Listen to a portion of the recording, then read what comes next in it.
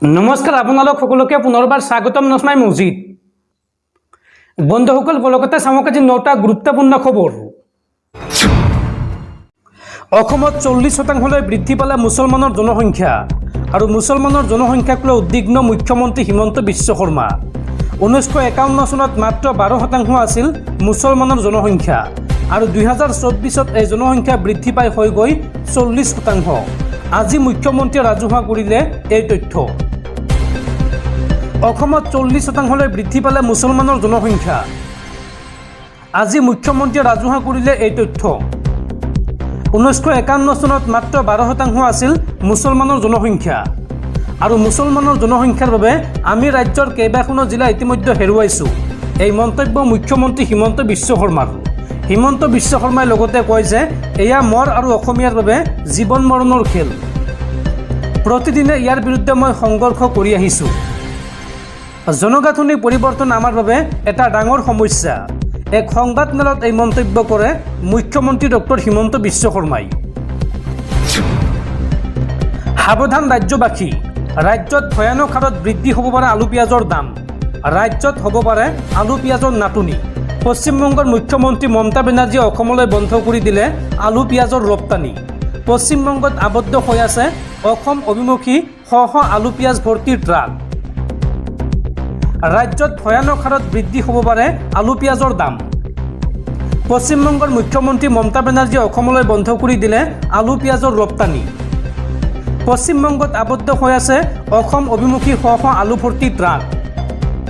পিঁয়াজ ভৰ্তি বহু ট্ৰাকো আবদ্ধ হৈ আছে পশ্চিমবংগ সীমান্তত আলু পিঁয়াজ ভৰ্তি ট্ৰাকৰ প্ৰৱেশত বাধা বংগ আৰক্ষীৰ মঙলবাৰৰ সন্ধিয়াৰ পৰা আবদ্ধ হৈ আছে এই ট্ৰাকসমূহ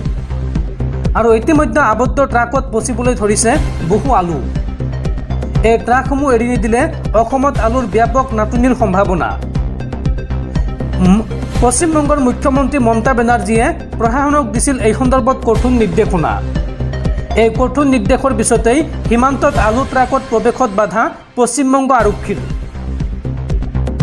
পশ্চিমবংগ চৰকাৰে মন্তব্য কৰি কৈছিল যে প্ৰথমে আমাৰ চাহিদা পূৰণ হ'ব লাগিব আৰু তাৰ পিছতহে আন ৰাজ্যৰ কথা ভাবিম আৰু মুখ্যমন্ত্ৰীৰ এই নিৰ্দেশৰ পিছতেই পশ্চিমবংগ আৰক্ষীয়ে বাধা দিছে অসম অভিমুখী শ ট্ৰাকক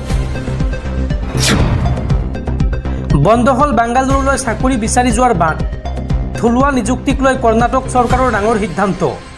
উদ্যোগ আৰু অন্যান্য প্ৰতিষ্ঠানৰ পৰিচালকৰ পদ সংৰক্ষণ থাকিব 50% স্থানীয় লোকৰ বাবে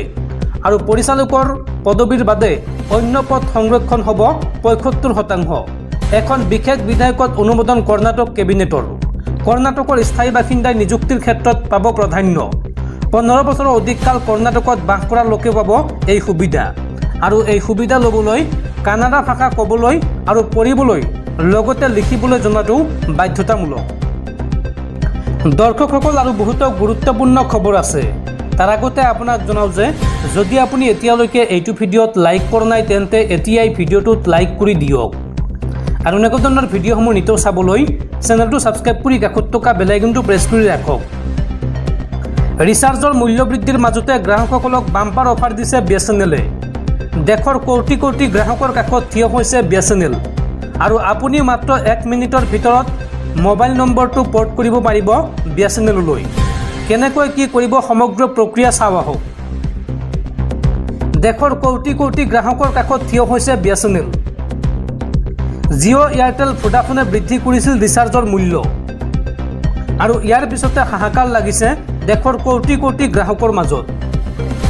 নিশাটোৰ ভিতৰতে লাখ লাখ গ্ৰাহকে মোবাইল নম্বৰ পৰ্ট কৰিছে বিএছএনএললৈ দেশত এতিয়া চলিছে #চুইচ টু বিএছএনএল ট্ৰেণ্ড আৰু আপুনি মাত্ৰ 1 মিনিটৰ ভিতৰত মোবাইলৰ নম্বৰটো পৰ্ট কৰিব পাৰিব বিএছএনএললৈ কেনেকৈ কি কৰিব চাওঁ আহক ইয়াৰ বাবে আপুনি 1900 নম্বৰলৈ প্ৰেৰণ কৰিব লাগিব এটা মেছেজ ইংৰাজীত আপুনি পৰ্ট লিখি স্পেচ দি তাৰ পিছত আপোনাৰ মোবাইল নম্বৰটো লিখিব